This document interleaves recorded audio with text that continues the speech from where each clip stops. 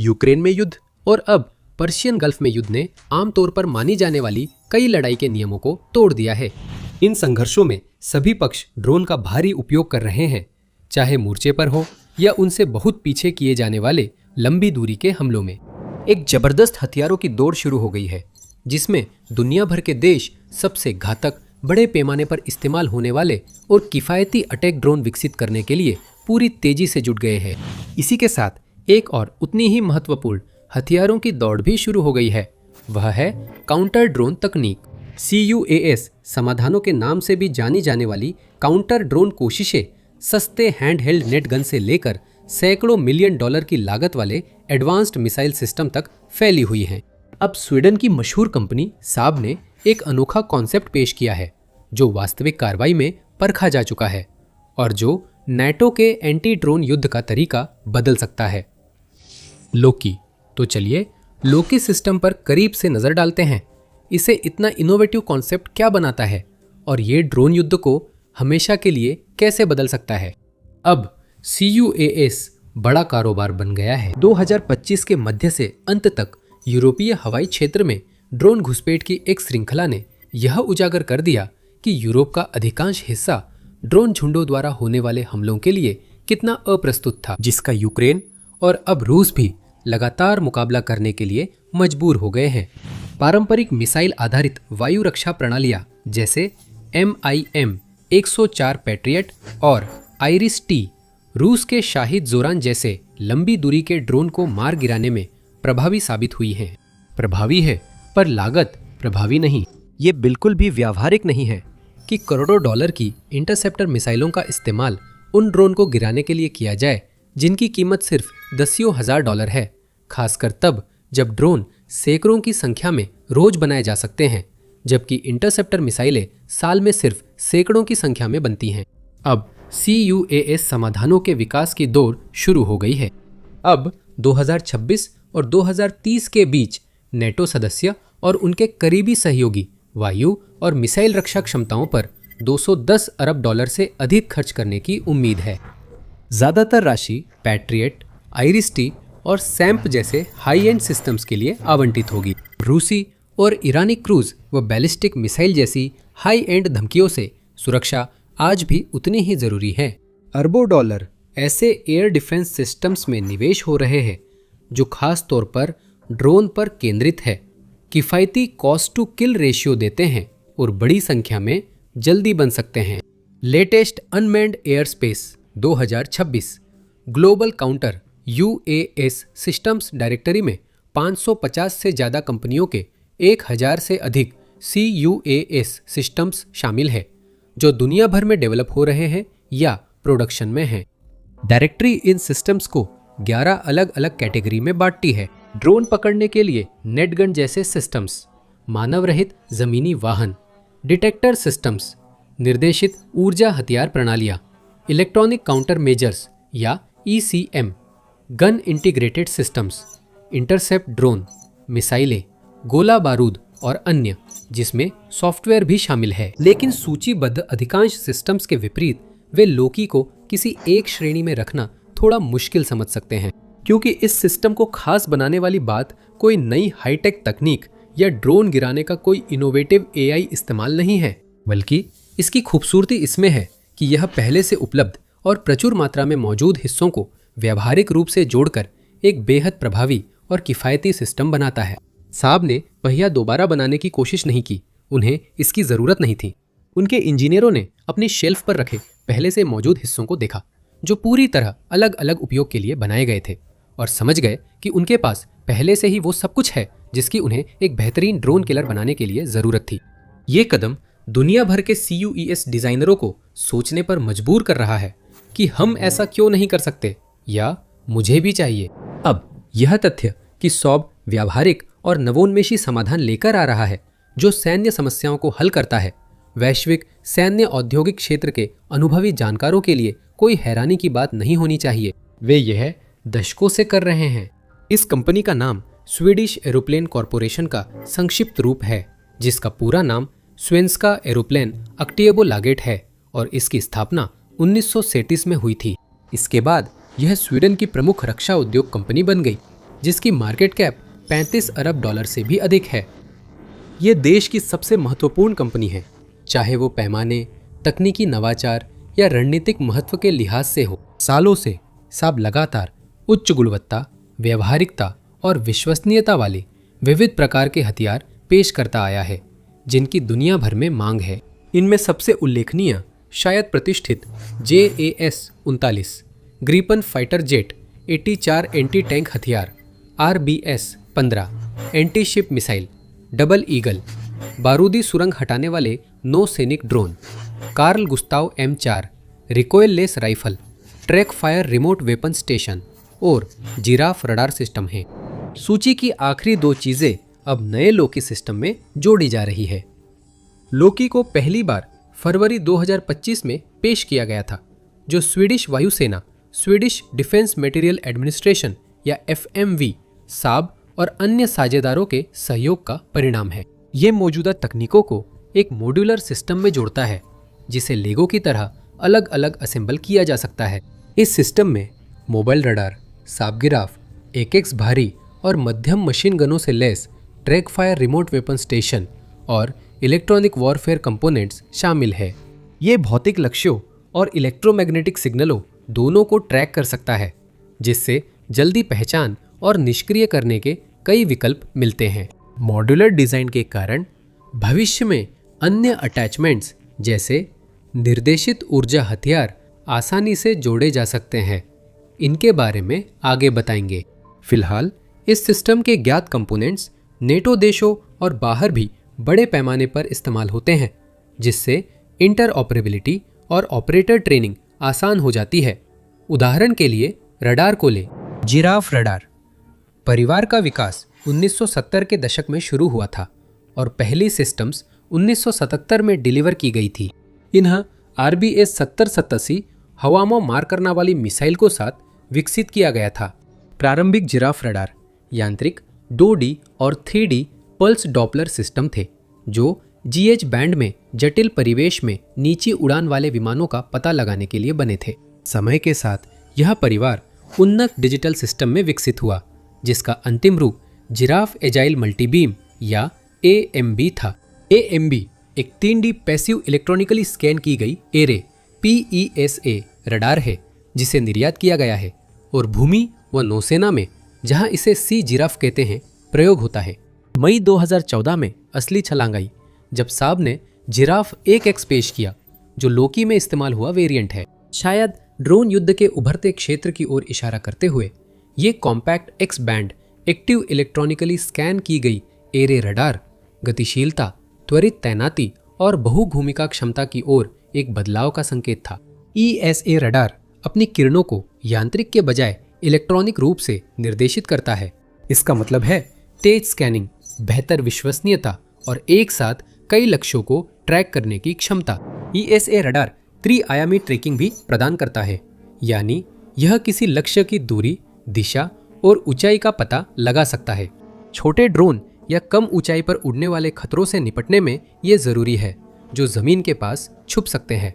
उन्नत signal processing system असली लक्ष्यों को पक्षियों, भूभाग और मौसम के प्रभावों से अलग पहचानने में सक्षम बनाती है, जिससे जटिल वातावरण में पहचान की सटीकता बढ़ती है। परिणाम स्वरूप जिराफ 1X हर सेकंड में एक पूरी वॉल्यूम स्कैन के साथ 360 डिग्री कवरेज प्रदान करता है। ये इतना संवेदनशील है कि अपनी काउंटर रैम क्षमता के अलावा ये ड्रोन जैसे कम ऊंचाई पर उड़ने वाले, धीमी गति वाले और छोटे लक्ष्यों का भी पता लगा सकता है, यानी रॉकेट, तोपखाने और मोर्टार का पता लगाने और चेतावनी देने की क्षमता। लैंड वेरिएंट की रेंज लगभग 47 मील है, जबकि नेवल वेरिएंट की रेंज लगभग 61 मील है। हाल ही में 2023 में जिराफ एक X तैनाती सेट जोड़ा गया, जिससे इसे ले जाना आसान हुआ और तत्परता बढ़ी। और 2024 में कॉम्पैक्ट रडार मॉड्यूल पेश किया गया, जिससे एक बटन दबाने पर एंटीना को हाउसिंग में फोल्ड किया जा सकता है। कुल सिस्टम वजन 330 पाउंड से कम होने के कारण इसे हल्के वाहनों, मस्तूल या छतों पर आसानी से तैनात किया जा सकता है, ताकि एक साथ वायु और सतह निगरानी प्रदान की जा सके। इसे रिमोटली या लोकली चलाया जा सकता है और यह कमांड एंड कंट्रोल या C2 सिस्टम्स के साथ लचीला एकीकरण देता है, दूसरे शब्दों में इसे अन्य सेंसर, संचार नेटवर्क, हथियार प्लेटफॉर्म और निर्णय उपकरणों से जोड़कर समन्वित सैन्य अभियान संभव है। इन सभी खूबियों के साथ इसमें कोई आश्चर्य नहीं कि जिराफ एक एक्स की मांग बहुत अधिक रही है। अमेरिका, स्वीडन, लातविया और ब्रिटेन इस सिस्टम को खरीद रहे हैं ताकि इसे हल्के वाहनों, सामरिक इकाइयों, ठिकानों या नौसैनिक प्लेटफॉर्मों में जोड़ा जा सके। अब ये लोकी की आंखें और कान भी है, ये पूरी तरह से समझ में आता है। जिराफ की विशेषताएं लोकी जैसे मॉड्यूलर मोबाइल CUAS प्लेटफॉर्म के लिए पूरी तरह उपयुक्त है। और भी बेहतर बात यह है कि जिराफ के विभिन्न संस्करणों की देश और विदेश में लगभग आधी सदी से अच्छी मांग रही है, जिससे सांप की उत्पादन लाइनें अच्छी तरह से चल रही हैं और उसके भंडार भरे हुए हैं। सांप के नजरिए से लोकी के लिए जिराफ लगभग एक तैयार समाधान है।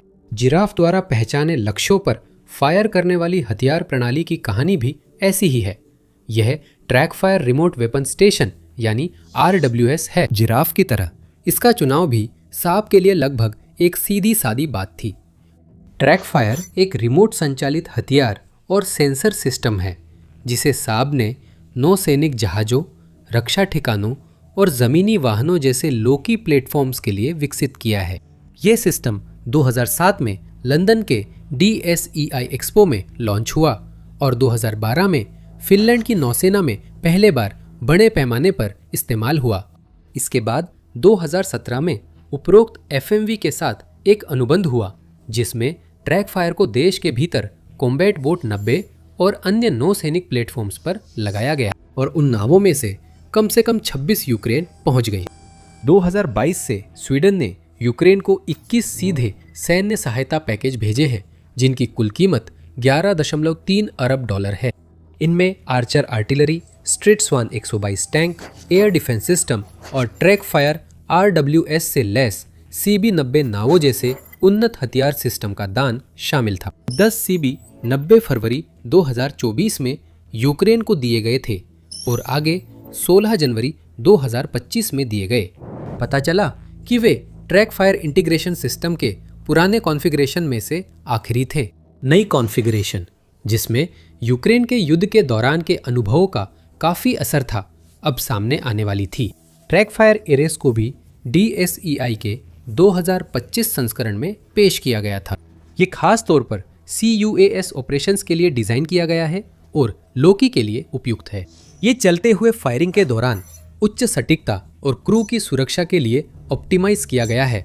-20 से +55 डिग्री एलिवेशन और 360 डिग्री एजीमुथ रोटेशन सपोर्ट करता है। ये स्पेसिफिकेशन प्रतिद्वंदी RWS सिस्टम्स की तुलना में खास प्रभावशाली नहीं है, जिनमें आमतौर पर 360 डिग्री अजीमुथ होता है। कोंग्सबर्ग प्रोटेक्टर RWS और कोरियाई हानवार्ड डिफेंस नेवल RWS के नौसैनिक वेरिएंट्स में भी -20 डिग्री की वही डिप्रेशन है, लेकिन +60 डिग्री की थोड़ी ज़्यादा एलिवेशन है।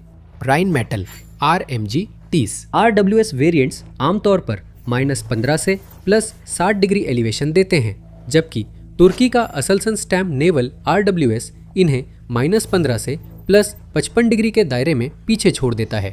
ऐसी जानकारी YouTube के किसी भी आम मिलिट्री चैनल पर मिल जाएगी, लेकिन द मिलिट्री शो में हम सुर्खियों से हटकर असली कहानी दिखाते हैं। तो यह सुनिश्चित करें कि आप चैनल को सब्सक्राइब करें ताकि आप कभी भी कुछ मिस न करें। तो ट्रैक फायर अपने कुछ प्रतिद्वंद्वियों की तुलना में थोड़ी असुविधा में हो सकता है, लेकिन जहां इसका गतिशील दायरा थोड़ा सीमित है, वहीं ये सटीकता में उसकी भरपाई कर देता है। इसमें true stabilised independent line of sight है, जिसे संक्षेप में साइलोस कहते हैं। इसका मतलब है कि स्वतंत्र रूप से स्थिर किया गया सेंसर मॉड्यूल हथियार की धुरी से अलग होता है और इस तरह हथियार के रिकॉइल के प्रभाव से भी अलग रहता है। ये ऑपरेटर को बिना रुके लक्ष्य पर लाइन ऑफ साइट बनाए रखने देता है, जिससे लक्ष्य अधिग्रहण का समय काफी घट जाता है। ट्रैक फायर आरएस की अनूठी संरचना लक्ष्य को एंगेजमेंट सीक्वेंस के दौरान लगातार लेज कर सटीक और व्यापक बैलिस्टिक गणना देती है, जिसमें 3D लक्ष्य पूर्वानुमान भी शामिल है। असली महत्व शायद इसमें है। यह एक मॉड्यूलर सिस्टम है जिसे अलग अलग विन्यासों में ढालने, दूसरे सिस्टमों के साथ काम करने और बढ़ते हुए प्लेटफॉर्मों पर लागू करने के लिए बनाया गया है। इसमें 2 मुख्य यूनिट्स हैं और अन्य जोड़े जा सकते हैं। पहला है डायरेक्टर यूनिट या DU, जिसमें सेंसर मॉड्यूल या SM रखा जाता है। DU ह्यूमन मशीन इंटरफेस या HMI से जुड़ता है, जिसमें गनर का display, fire control panel, control handle और वीडियो ट्रैकर शामिल है। इसका व्यावहारिक मतलब ये है कि क्रू के पास अपने हाथों में वातावरण और उसके लक्ष्यों का एक बेहद स्पष्ट दृश्य तस्वीर होता है। ऑपरेटर सचमुच खतरों की पहचान कर सकते हैं, उपयुक्त प्रतिक्रिया चुन सकते हैं और बिना अपनी स्क्रीन से नजर हटाए फायर कर सकते हैं। ड्यूल कमांड साझा क्षमताओं को सरल बनाता है, प्रतिक्रिया समय कम करता है और पता लगाने से फायर करने तक का चक्र घटाता है। सिस्टम को अन्य प्लेटफॉर्म्स में एकीकरण के लिए तैयार किया गया है, जिससे लक्षित इमेज डेटा प्लेटफॉर्म और अन्य प्लेटफॉर्म्स दोनों में भेजा जा सकता है। फायर पावर की बात करें तो ट्रैक फायर की पहचान उसकी लचीलापन है। इसमें कई हथियार लगाए जा सकते हैं और इन्हें साथ में भी इस्तेमाल किया जा सकता है। एरेज वेरिएंट में स्टैंडर्ड रूप से 30 गुना 113 मिमी M230 LF Bushmaster chain gun लगी होती है, लेकिन यह ब्राउनिंग को भी संभाल सकता है। M2HMG 127 मिमी heavy machine gun, FN mag 58 7.62 मिमी general purpose machine gun, MK19 40 by 53 मिमी और HNK GMG 40 बाई 53 मिमी ग्रेनेड लॉन्चर और हल्के मिसाइलें। आप पूरक प्रणालियां जैसे गैर घातक साधन और जैमर भी लगा सकते हैं।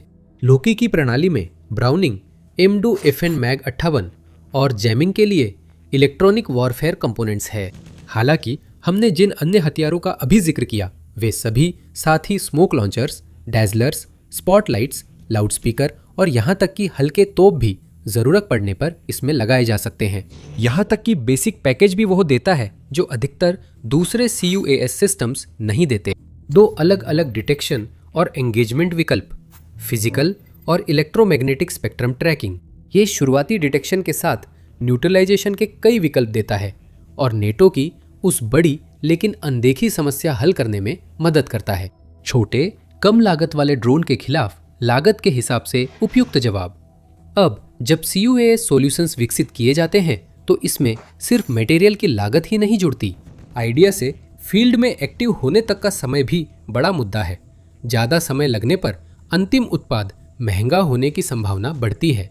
इस मामले में लोकी ने जरूर कोई नेटो रिकॉर्ड तोड़ा होगा। मूल्यांकन से लेकर डिलीवरी तक सिर्फ 84 दिन लगे, जो कि ज्यादातर हथियार प्रणालियों की तुलना में हैरान कर देने वाला कम समय है। लोकी को तेज रफ्तार प्रयोग की तरह सोचा गया था, जिससे पता चले कि स्वीडन कितनी जल्दी नया CUAS सिस्टम मूल्यांकन और डिलीवर कर सकता है, और यह प्रयोग निश्चित रूप से सफल होता दिख रहा है।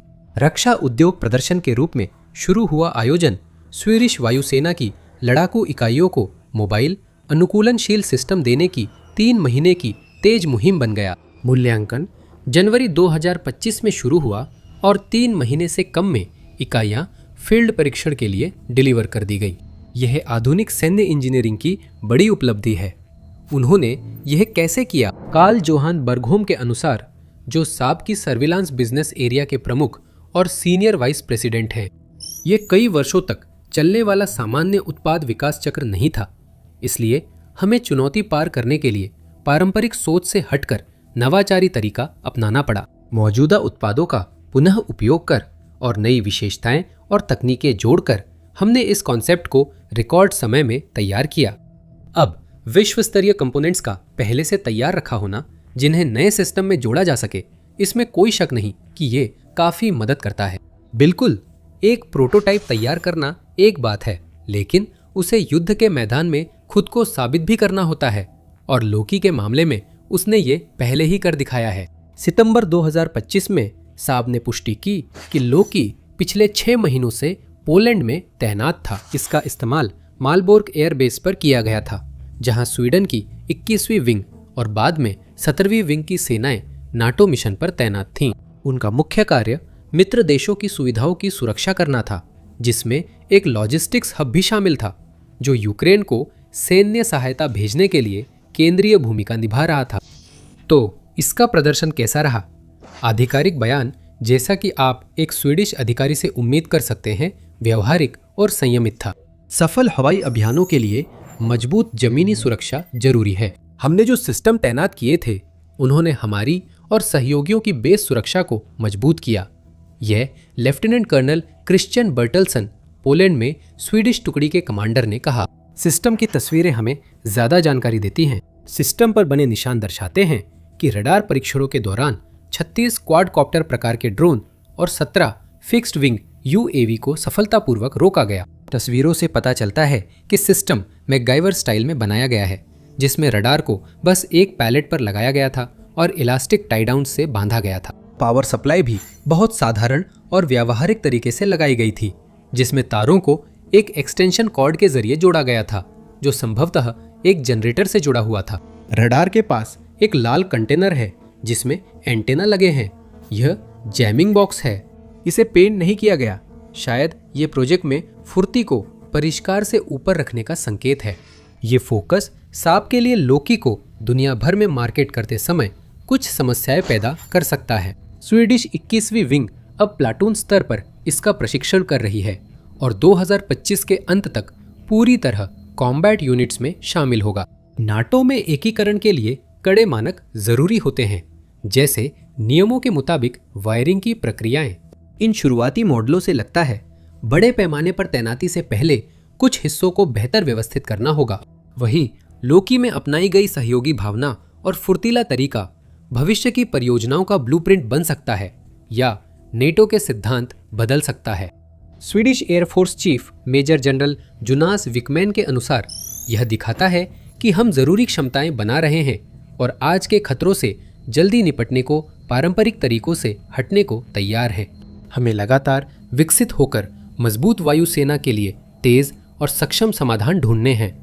हम इसकी लागत नहीं जानते, लेकिन लोकी को बढ़ते खतरों के लिए स्केलेबल और अनुकूलनीय बनाया गया है, जिसे जरूरत के हिसाब से अतिरिक्त सेंसर और हथियार स्टेशनों के साथ बेहतर किया जा सकता है। ये पुनः तैनाती के दौरान भी काम करता है, जिससे चलते समय सुरक्षा बनी रहती है। यह आसानी से स्तरीकृत वायु रक्षा प्रणालियों में आसानी से फिट हो जाता है और अन्य प्रणालियों के साथ बढ़ते एकीकरण और मिलकर काम करने की क्षमता के लिए डिजाइन किया गया है। नाटो कितनी अन्य प्रणालियों के बारे में ऐसा कह सकता है? आने वाले वर्षों में ये खासियतें अहम हो सकती हैं। साधारण ईरानी शाहिद ड्रोन ने युद्ध की प्रकृति को इतना बदल दिया है कि अमेरिका को भी मजबूरन इसे रिवर्स इंजीनियर करना पड़ा, ताकि वो जल्दी से इसका अपना एक समान संस्करण बना सके। पैट्रियट और थार्ड जैसी हाई एंड प्रणालियों की शक्ति का मुकाबला कोई नहीं कर सकता, जो आने वाले हवाई खतरों का पता लगाने और उन्हें नष्ट करने में सक्षम है। अगर यूक्रेन को ये मिसाइलें मिले तो वह कुछ महीनों में पेक 3 मिसाइलों के पूरे साल के उत्पादन को खपा सकता है। शायद युद्ध का स्वरूप इतनी तेजी से बदल रहा है कि पुराना लंबा लेकिन फायदेमंद रक्षा उत्पादन चक्र अब टिकाऊ नहीं रह गया है। ये महंगा और काफी धीमा है। इस नए परिप्रेक्ष्य में लोकी जैसे फुर्तीले, रचनात्मक, अनुकूलनीय और आसानी से बढ़ाए जा सकने वाले समाधान ही जीतने वाले हैं। हम आपको विकास की जानकारी देते रहेंगे। आखिरकार CUAS में शायद ही कोई हफ्ता गुजरता हो जब कोई रोमांचक नया विकास न हो। यूके के नए CUAS सिस्टम ड्रैगन फायर पर यह वीडियो जरूर देखें। धन्यवाद।